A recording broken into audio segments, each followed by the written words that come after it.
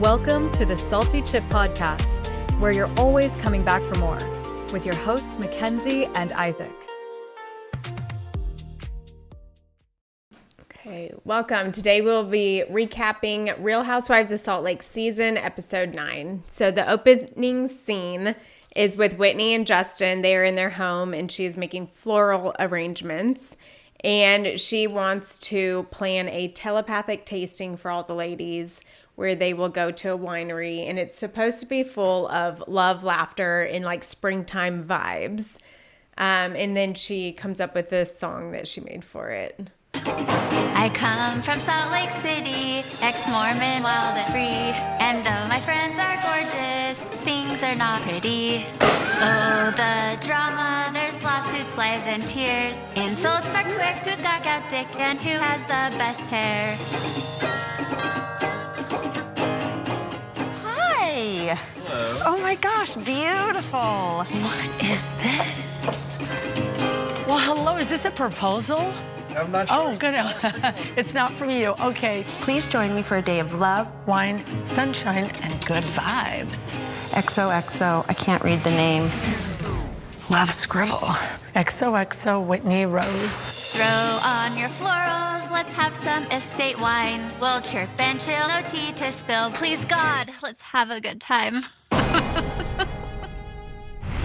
Then she sends out all the invites to all the ladies for this winery luncheon, and they are like large, beautiful floral arrangements at everyone's front door. And now we are panning to Whitney's telepathic tasting at the winery, and it is springtime in Salt Lake City. And Mary shows up, and she is wondering why they are at the castle where the previous owners, I believe, the guy had killed his wife there, and the dog witnessed it. And then he murdered himself. Or he murdered his wife and then killed himself. Killed himself. And the dog witnessed it, and Mary said the dog was never the same afterwards. Yeah, Which, she's I'm sure that's so traumatic. Oh, yeah. That's probably an insane scene. Yeah. You know? So she is like, why are we here? I guess it got turned into like a winery and a venue And place. that is funny, too. It's like the telepathic place, and it's like all this bad juju inside where they're going to be doing like telepathic readings. Right. She's like, this is just bad all around. Yeah. I know. I wonder if they like haunt the grounds. I mean, that dude and his wife probably do. Yeah. So then Angie shows up, and she shows up with this big, like, clear storage bin full of, it looks like documents. Yeah, we were thinking it was going to be like a bunch of receipts or files or something. Yeah. But later on, we get to know what's inside the box. And Bronwyn shows up, and she is in this, like, full flower jacket, and it is very Bronwyn-esque. Like a crazy outfit. It's Yeah. like totally non-functional. Like, yeah, it's probably super uncomfortable. Really, like, pretty and well done, but it's a statement. it's like out obviously. there. It's like, this is crazy. Yes, and Meredith as well comes with like a jean version of it, with her jean florals and then the Bronwyn's jean is like boots. super colorful, and hers is like black and white. Yeah, it's all very interesting. Yeah, there are some crazy outfits. Yeah. And then Lisa shows up with a manila folder, and it looks like it's like full of documents. Yeah, so it looks like everybody's bringing all their receipts to this lunch, and they're like getting ready Right. for war. Right. Yeah. Well, last episode it ended with Angie saying she doesn't know how she's going to handle Seeing Lisa. seeing Lisa. So, I don't know. And then Lisa is already activated as she gets out of the car, and she tells the driver to keep the car running and to stay close. She knows like this is not going to go well. Right. It's so funny. I need to be able to leave instantly. Right. And then Whitney gathers the ladies, and she starts a speech by saying how she hasn't been happy, that she wants to get back to her old self, and part of being her old self was being wild and like carefree, but ultimately that kind of led to Justin getting fired. Yeah. Like she said that was like real. She felt really like responsible for him getting fired. Yeah. Which I mean, yeah, it kind of was. So if you don't remember, Justin, her husband, and her had this really cringy like. It's like naked painting. She was in a bathing suit, like a bikini, and he was too. Yeah, they weren't like naked, but it was like body painting, very cringe. So they put the paint on the body and they like slide around on the, the canvas. And it was really cringe, and he got fired for that. He had like he was like a big corporate job guy, and I think the rest of the office was like, we cannot have our leadership doing this. Yes. And, in the Mormon environment, I think that it just was too risque for them. So she did feel responsible. But then she felt like, okay, well, now all we have is Wild Rose Beauty. So she changed herself to be more of like that corporate girly. Yeah, like overcorrected the other way. Yeah, and like more serious, lost her fun, wild, carefree side. And she wants to get back to it because she said no matter what, she lost it all anyways. Whether she was the carefree girl or the buttoned up, corporate lady, she lost it all anyways. So she doesn't care, and she just wants to get back to who she really is on the core. And it's so funny. Every time she talks about getting back to who she really is at the core, it has to involve a stripper pole in the house. Like every time she brings it up, it's just like, and I had a stripper pole. Yeah. She did like the stripper pole. She loves the stripper pole. Which, I mean, I'm sure it's great, Gets her back to her roots, Yeah. It's a good workout. It's fun. I'm sure her husband enjoys the stripper pole as well. He probably likes it just as much. It's good for her.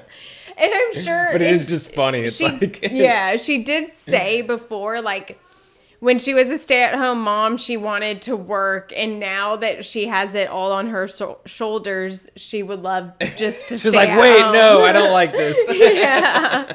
So I think a part of her does, miss having her husband go to work and her stay at home. But she also says like she didn't feel appreciated then. So yeah, and that's an interesting thing. Like that's her saying that, like she was saying she felt like Justin didn't care at all about what was it called? Wild Rose Beauty. Wild Rose Beauty. So like that makes me think he put, hundreds of thousands in it, but it wasn't like their whole life savings going into this, because I can't imagine he would have done that and not cared or been involved. Right. And I think his level of caring probably stepped up after he lost his job. I would, I mean, you would hope so. Yeah. He doesn't have anything else going on.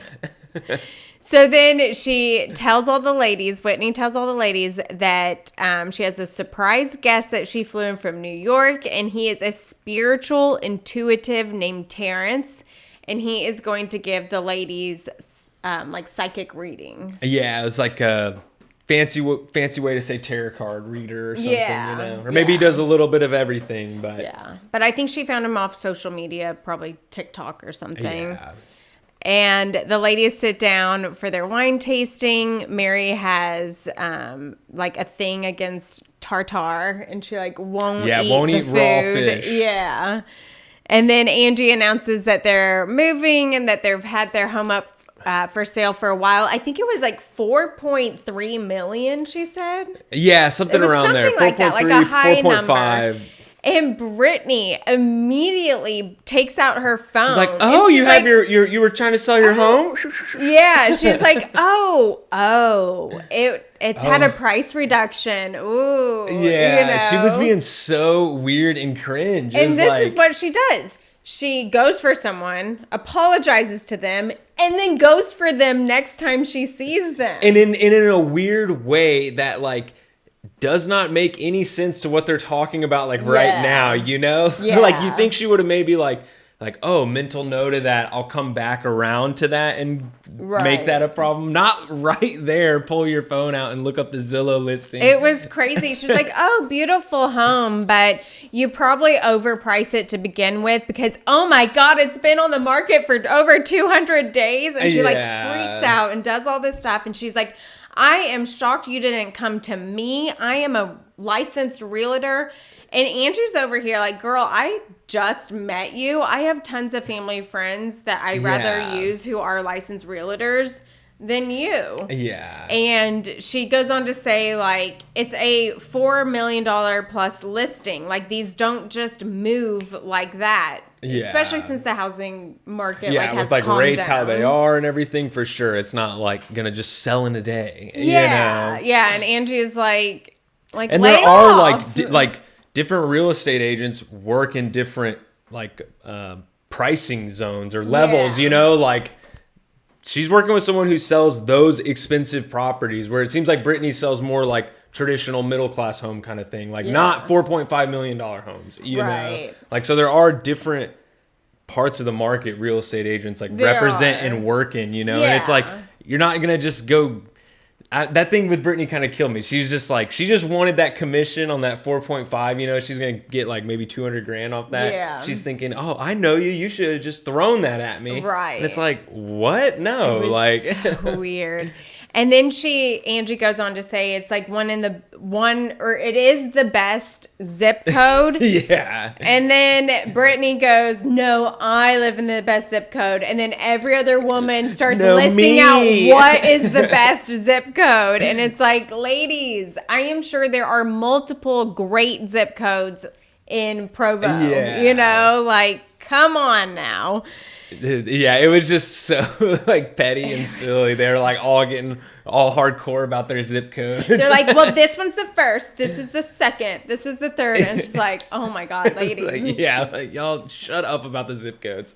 All y'all live in nice houses. Like, yeah, like you know. Jesus, or rent nice houses in nice areas. Yeah. And then it just kind of breaks up because Jared calls Brittany. And everyone was like, wait, girl, I thought y'all were broken up. She's like, oh, no, we broke up for 24 hours and then got back together.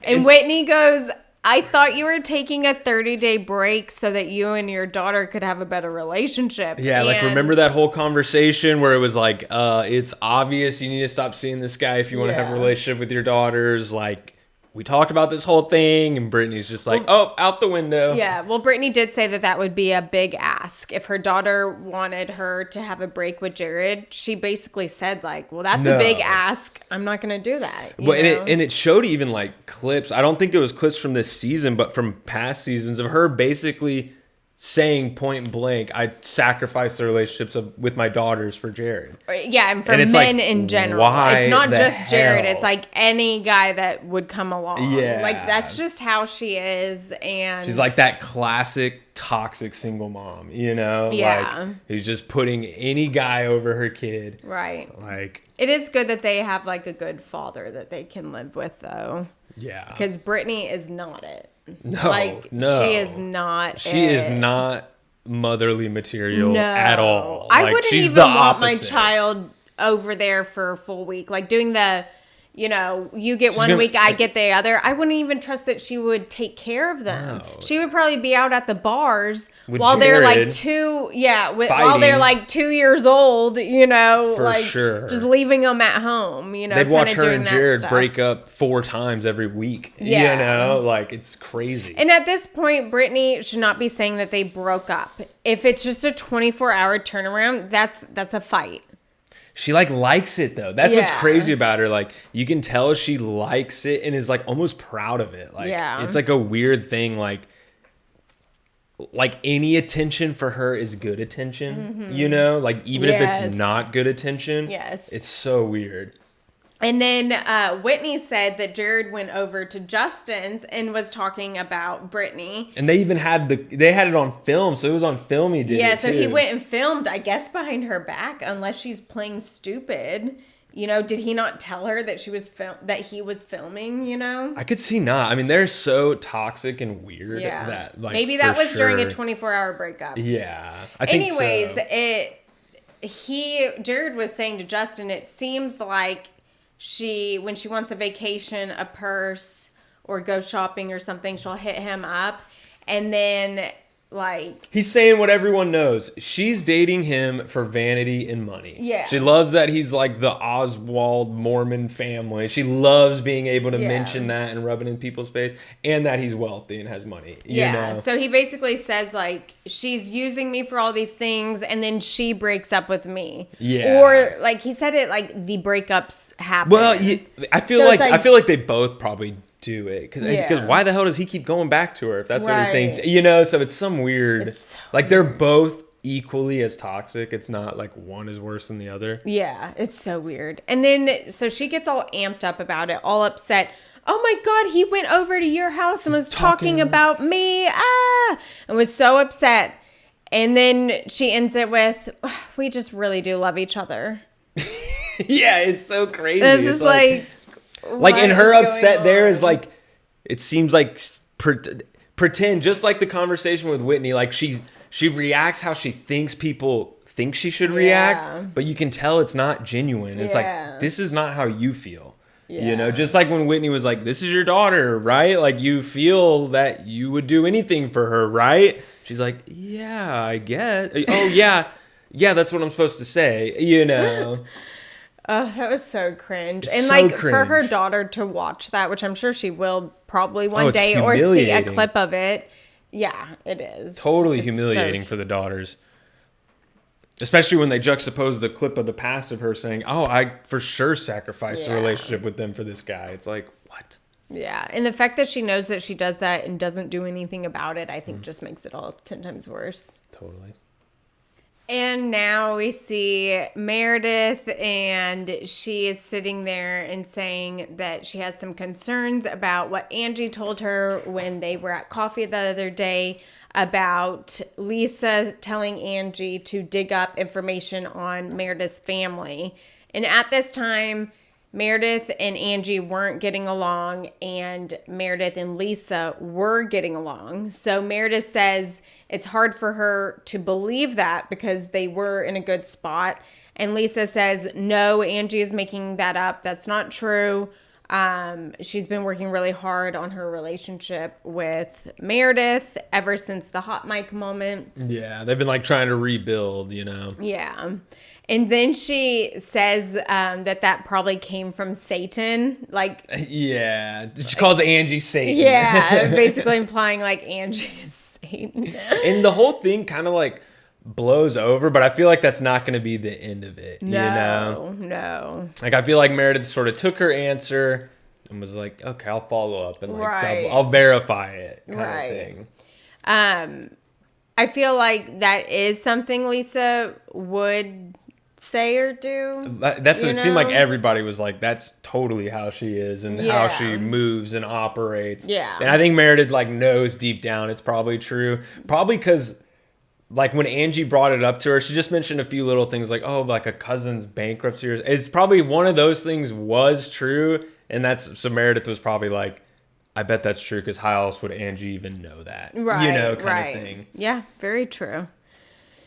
And then Angie says that she doesn't tell lies, and Lisa brings up how she came after her kid's brand. I think it was called Fresh Wolf. Yeah. The hairline, and she called it, a sea line company. And it frustrates me like how much she's wielding that, oh, you came after my kid's brand, and then she also is kind of using her kids to do the brand, so it's like both y'all are kind of using her kids, like, and does the kid even care about this brand anymore? Like, is he really cranking on Fresh Wolf, or I don't think isn't he like on really, a mission overseas or something? Like, kind of seems like no one's really involved in the extra brands. Yeah, Like the kids aren't promoting theirs in any capacity, like none except of them for when it actually came care out, about it. And you know what? They should pitch it to Walmart and sell it to Walmart. For sure. Like they 100% should. Yeah.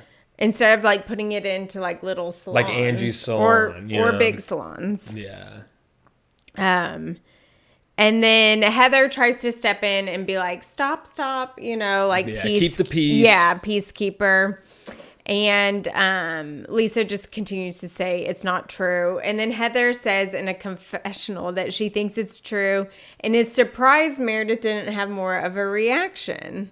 Yeah, that is just like Meredith just took said, okay, I guess it's true, and kind of moved it on, you know? But I feel like everybody knew that was probably true. Yeah. And I feel like Meredith just needs to have proof to confront her again. Right. And be like, and I asked you in good faith, because she did bring it up in like a real good faith way of like, hey, we've been working on a relationship, and we said if we ever felt like anything, we would just say to the other person, I feel like this happened, you know? So she brought it up in good faith. She denied it. I don't think she believes her, so she's gonna like get the proof, and then I think that's gonna come back around. Right. That whole thing. Right. And then Lisa brings up that her and Angie had to, sorry, not her and Angie, that Angie had to buy a vacation for her family on a friend's credit card and then write a check for it later. Yeah. And then Angie goes and gets her purse, gets her wallet out, and is like, you see this black card? And is like throwing like all slamming them of on the her table. credit cards on the table, on the floor, like across She's like, look at the venue. member since 2004. Yes. Whatever. And she was like, all of these have my name on it and all this stuff. And it gets out of It triggered her. It totally like blew her up. Yeah. But Amex is getting some good, Housewives are like the #1 advertising channel of Amex. On every season of every different branch. Like, my Amex bill comes in a box. Oh, well, mine is black card and mine's 100 pages. Yeah. It's like, like, oh my God. We know the housewives love Amex. Right. And then everyone's like, girl, stop throwing your credit cards. Yeah, This like, is insane. They're like relax, collecting them like on the ground, you know? But it's like really triggering to Angie. So it kind of makes me think, like, is it true? I don't get that vibe. I think it's so triggering for her because it's literally what the lawsuit about Lisa is about. Oh, so you're saying she's Lisa's just so taking... pissed off. Like, you are literally saying exactly what your lawsuit is. Yeah. Is my thing. Like, that's total bullshit, you know? So she's taking like what Lisa's being accused of, and Lisa is turning it around and making it what she's accusing Angie of. Because it is this, it's about an Amex and vacations on other people's cars, you know? So I think that's just like what pissed her off so bad. And like, because I don't know. I mean, I could be wrong though. If you have a black Amex, you can buy any home on a black Amex. You can buy boats, cars, anything. You can buy anything, and it means that you pay your bills, and you're very good at paying very high bills. Yeah. So they don't just give out black Amexes to anyone. That's what people don't realize. Most Amexes are charge cards. Yeah. They're not credit cards. You have to pay it off at the end of the month. Yeah, like the you metal, can carry, they gold, have silver, things. and black are charge cards. You definitely have to pay the them off. point of them is you pay them off when you get the bill. Yeah. Like, you know. Yeah. Well, so that was quite an interesting scene to see. And you see Angie just like unraveling. She's just getting so pissed. And like just building herself up, getting more pissed and more pissed, and everyone's like, okay, calm down. Like Lisa's like not even on the table anymore, and she's like still ramping up. Yeah. And so they're fighting, and then it just gets so petty. Angie then goes to tell Lisa about, she said something like, well, look at your face. It looks like you've been through a wind tunnel. You've been in a wind tunnel. And it's just like, oh my God, and ladies. One of the other girls says it like, this is never going to end because they both need the last word. And like, they really do. They're literally just repeating each other and like, no, you did it. No, you did it. No, you did it. No, you did it. Yeah. It's like, please, one of y'all like, I'm not a liar. Well, I'm not a liar either. Well, I'm not. And it's just you are a liar. No, you're a liar. Like, shut up, please. So now they're attacking. Lisa's getting attacked for having a facelift, and she's like, it's not a facelift, it's threads. Yeah. And it's like, who cares if it's a facelift? Like, the intention of both is the same, you know, kind of thing. Yeah. But yeah, they just always do that. They break off into then like arguing over like some stupid nonsense that is this or is it that? That has nothing to do with what they're like originally fighting about. I guess the facelift comment is just a dig to insinuate it's totally old, a dig. But at least she has the money to go get one. Or does she? Or was it on the Amex? Right, of the court side guy or whatever. I mean, you never know. And then Angie and Lisa are just continuing back and forth. You know Just how bickering. it goes where it's like inaudible? Yeah. You know, and you're just kind of like, I don't know what's going on. So that's what was happening there for a little bit. And then Lisa comes out and says, "What about Soup Man, bitch?" Yeah.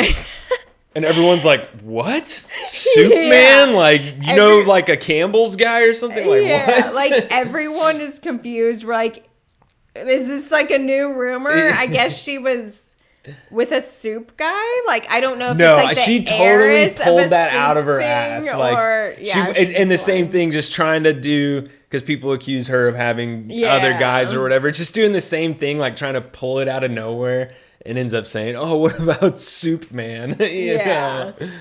And of course, Angie is continuing to be very upset and like enraged, and I she's don't just know like, anybody in the "I soup don't know, blah, business." blah, blah." Yeah, like denying it, and they're just like going back and forth at each other, and then they have to separate. And Mary goes and talks to Lisa for a little bit, calms her down, and is like, "Girl, just like this is get crazy. it together This is a crazy. little bit more. Let's get through this, and then like be gone."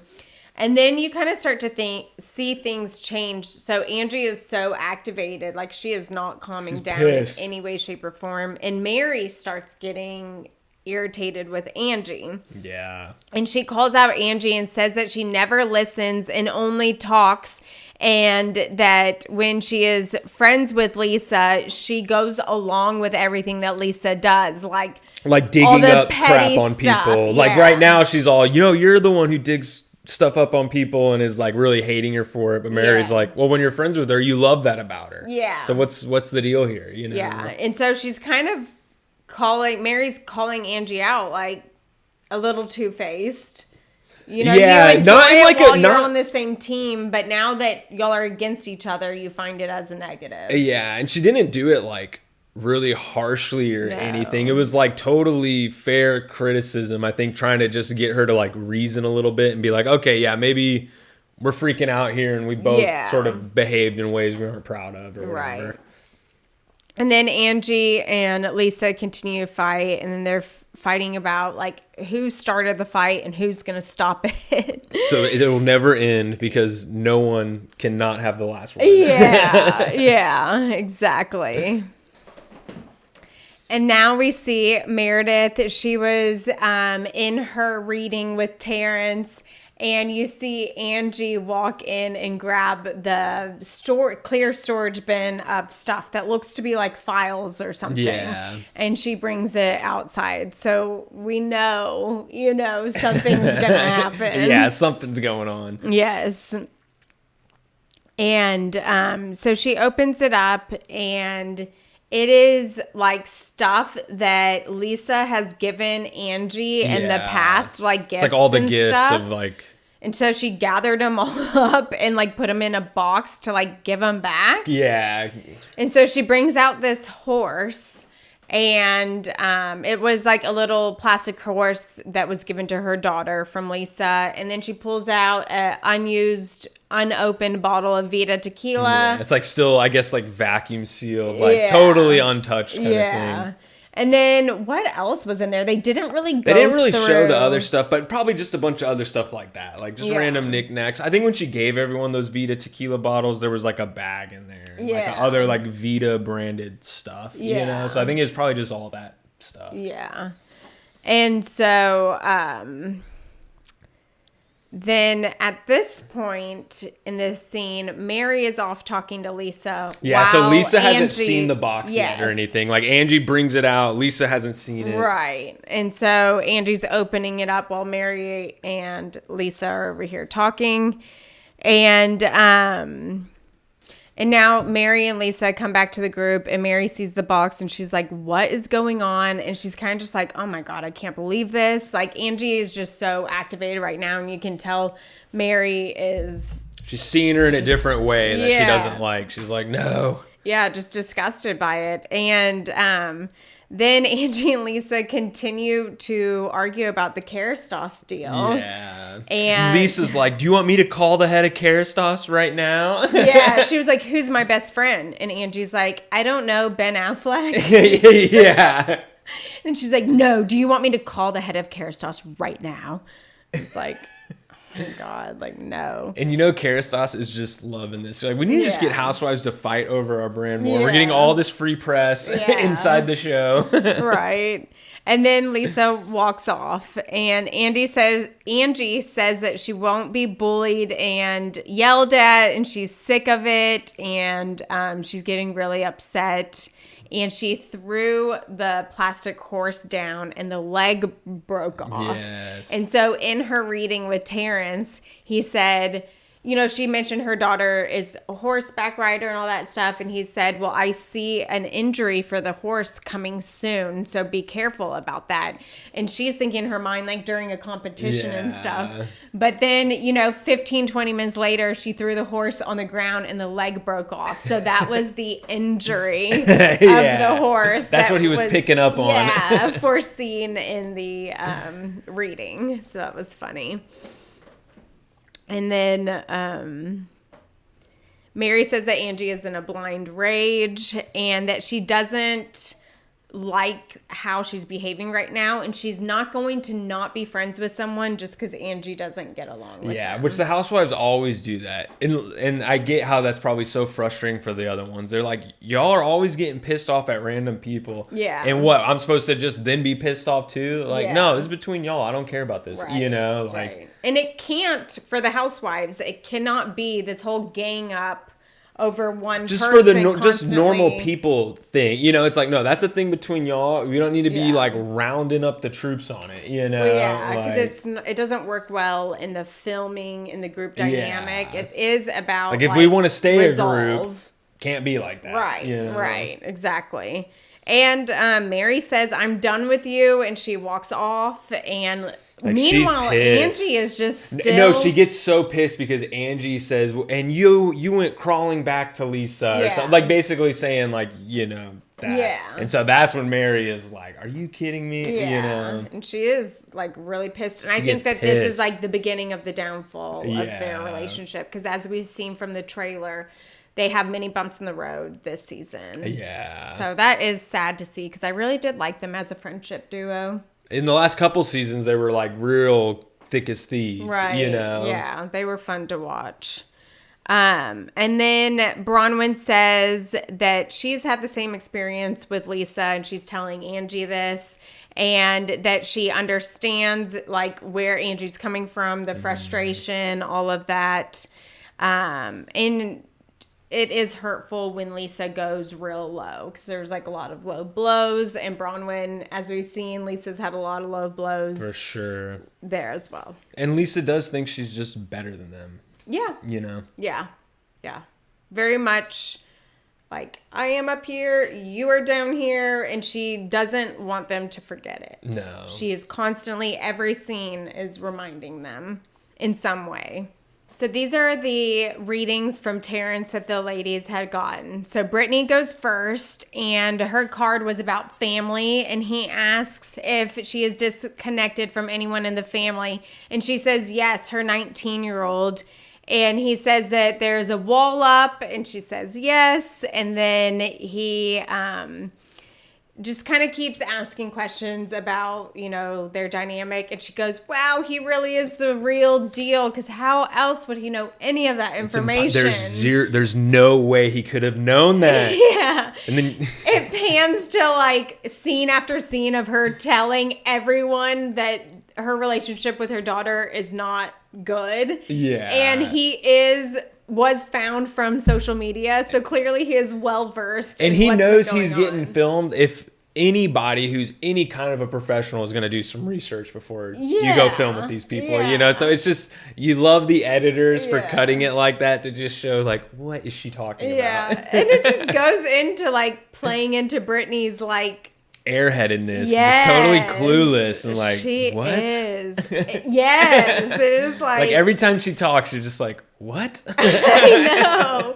It's like shocking that she is like successful in where she is. You know? It's crazy. Like not trying you know? to be mean, but she's really.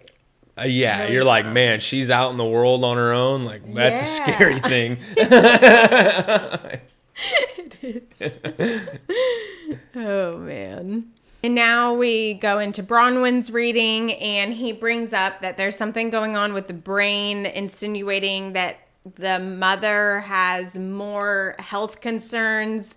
And she did previously have a brain tumor and have it removed, but he's saying there's something else going on. He's like, there's other. It was kind of a weird. He was like diagnosing her psychically. He's like, there's other levels they're not measuring in her blood that are off that you really need to get checked out. Yeah, Like, it was interesting. And she's like in tears, you know. And she's just realizing that now, like, both her parents might be gone soon, and just all of that stuff.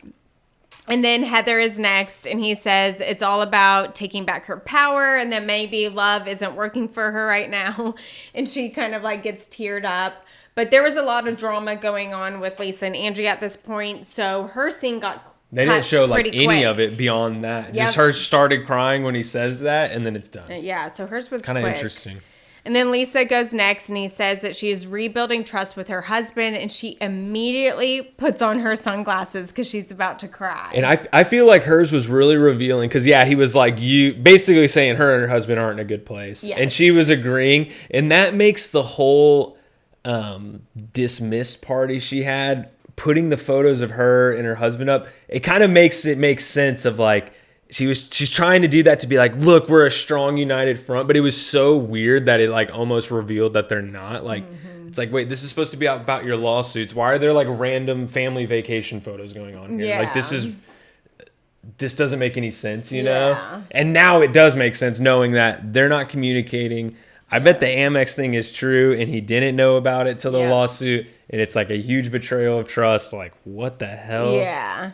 And so the Terrence says that they need to remember how to communicate with one another again, and he says that there's a lot of angst and frustration there. Yeah. And she says that John is her best friend, and that they are not on the same team right now, and that they are on completely different pages.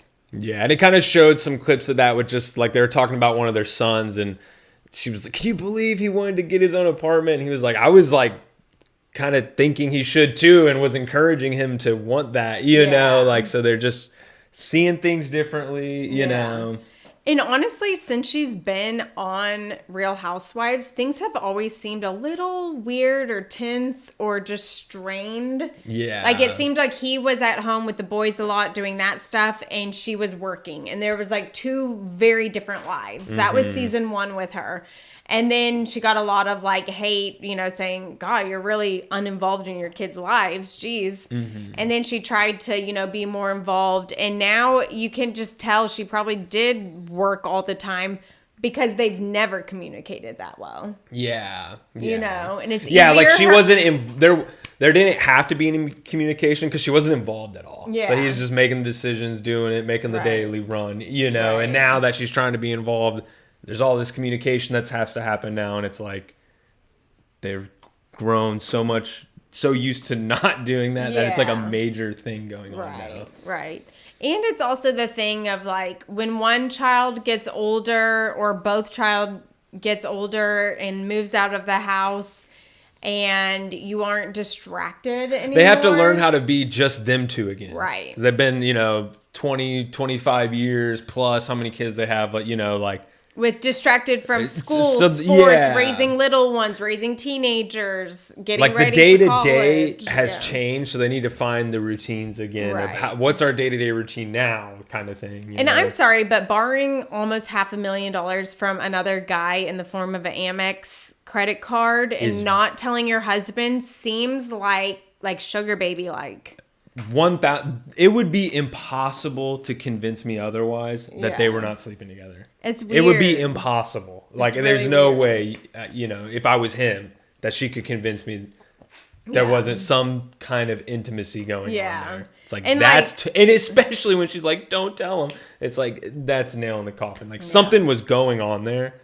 And maybe it is the guy with the courtside seats who in the past she's been accused of cheating on him with, you know? Yeah, maybe. I heard, though, in the Mormon culture, it is not uncommon for family friends to lend other people large sums of money. Because that they met through the I church, don't think you I know? and I can 1000% see that. But they $500,000 would is a not lot. be saying, and we're not going to tell your husband about it. Right. I imagine if that's going on and it's a Mormon culture thing, the men are completely involved with what is going on. Yeah, like the men are kind of spearheading. It's a pretty it all, patriarchal, not the women. Group of people or whatever. So the idea that if it was a Mormon thing, that it would be her with another guy behind the back of the other husband. Yeah, I doubt it. No, that it will be that because they're sleeping together. You know. Yeah, that is very true. And then we see Angie going next with Terrence, and he says that she is expanding into another business, and she is shocked by this because she has not told one single person that she has actually just got done designing a sunglasses line. Yeah. So she was like, oh my God, it's so real. And, you know, and for her, like, I feel like that's a sign that she's taking it seriously, the sunglass line, and probably will make it into something, unlike the other housewives, because the other ones do it reverse. They say, I'm coming out with a sunglass line. They don't even have a brand yet. They don't have anything. They've never sourced any product or anything. And she's like an actual businesswoman. So she's like doing everything before she tells people because it's going to be a real thing, you know? Well, and I love it because they tell everyone about their product that they're going to sell. They plan a huge lavish party before the product is even done. They don't even have prototypes. Yeah. And, you know, like with Kenya Moore hair care, like the bottles were filled up with water. It was just like the bottle with the label by on Sheree. it. The Grand Dame's done perfume. She's done candles. She's Sonia done Morgan's or mini ovens or whatever they were. And like Shannon's a long list. Microwave meals. They all get into these weird things that like these are not serious businesses for them. But like Angie, I bet the sunglass thing will be like a legit thing that they're gonna try to build, scale, and sell. You know, like. And then he does mention the horse injury, like you know. I've seen your daughter something. rides horses. There's going to be injury, and as we know later in the episode, it was because Angie throws this plastic horse on the ground and the leg breaks off. So that is the horse injury that he was foreseeing. So this guy might be legit. Yeah. And then Meredith is next, and he says that she or someone near her is struggling with mental health and cutting ties to a specific friendship, and to not trust this friend's narrative will serve her well. And you know, that one, when he's first saying that, I was thinking, oh, that's obviously about Lisa. Yeah. But then I was kind of thinking, oh, well, maybe, I guess it could apply to Angie too. Maybe don't trust the narrative that Lisa, but I think in her mind it is about Lisa, you know. Or, you know, just all of them. Yeah, Don't trust any of them. Yeah, seriously. And then Whitney is the last to go, and she... he asks her, why do you think communication is upside down in the home? And she gets emotional, and he says, you've shut down, and what's stressing you about the business? And she says, the failure. Mm-hmm. So her failing in business is really, and she said it many times, is like, yeah, really you can tell that's which of course it would be. I mean, you're trying to set out to create this thing and it implodes, and you're like, that sucks, you know?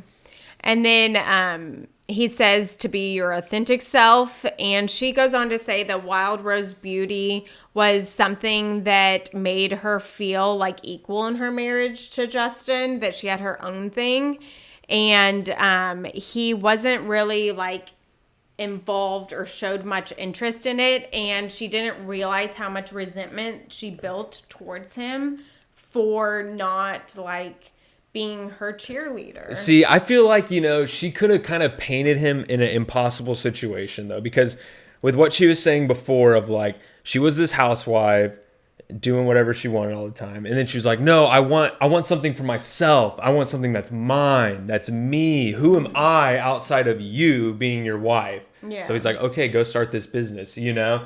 And so he's not going to rush into like, here's how to run the business. Here's how to do it. Because then it's not hers anymore. Yeah. And it's not about her. And she'll be saying, this is supposed to be for me. And now it's just your thing. So I feel like how she was probably communicating she wanted to start the business was probably I'm unhappy, I have no purpose, I want something of my own. Mm-hmm. So he's like, okay, here it is.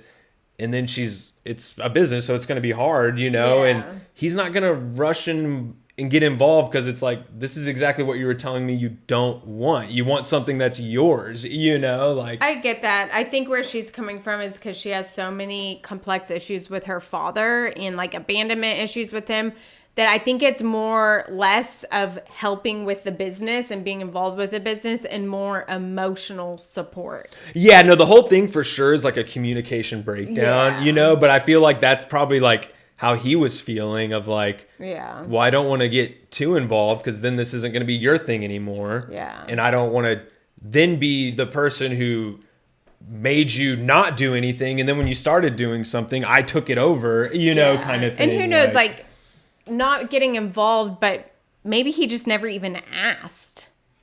Yeah, this I mean, that's what, without the details, you never know. And she may, you know, that's what I feel like. Like, what if they had clear communication, they both would have acted how they wanted the other person to act, but neither one communicated it. Right. So they just did what they think the other person wanted them to do. Like, he's like, she wants me to stay out because it's her thing. Yeah. And she's like, I want him to help with this, but she's not saying, I really want you to like help me do this and tell me what should I be doing, you know? Yeah, that or just like giving words of affirmation, like great job or how was work or and you never know what it's like behind it? You know, maybe closed doors if he's like being a total dick or something. They opened up the business and he literally did not ask one thing about it ever. But I find that a little hard to believe because he put multiple six figures into it and before they did their terrible rebrand decision, he would wear their merch like all the time. He was like always wearing the hat, always wearing the shirt, you know. So it's just kind of interesting. Like maybe she's just overly sensitive because I'm not saying she's wrong or anything. I think they just had like it's exactly what the guy's saying. Like they don't know how to communicate what's really going on, and she even kind of mentions that like, you know, pound for pound, they have a good marriage and they are good. Yeah. But they just lack communication sometimes, which you always have things to work on in any relationship, you know. And so Terrence says, before you close up shop on everything, really figure out what you want to close up shop on, because he thinks that she wasn't done with the marriage. So maybe close up some of the businesses, but don't go for a divorce. Yeah. And I think he was kind of saying there too, like, you know, just because you're closing up shop now, this doesn't mean you'll never do anything else. Like, you know, don't say I will never try to do another business ever again just because you failed on this one. Like, you might find something you like that will work, you know. Right. And then towards the end, he says that you have a friend in your group that you cannot trust, and ironically, Lisa walks through. It's like there's a snake in the grass, and Lisa's slithering through the. And Whitney's like, "Oh, there she is! There she goes!" And that's when Lisa was leaving. So he says, "Stay away from the chaos." Yeah, which Whitney kind of loves the chaos, so it's gonna be pretty hard for her. But I feel like he had good advice for all of them. Yeah, you know? I think so too. One of the better sidekicks that have been on the show. Yeah, I agree. So there's our recap for episode 9 of Real Housewives of Salt Lake City. Thanks for listening.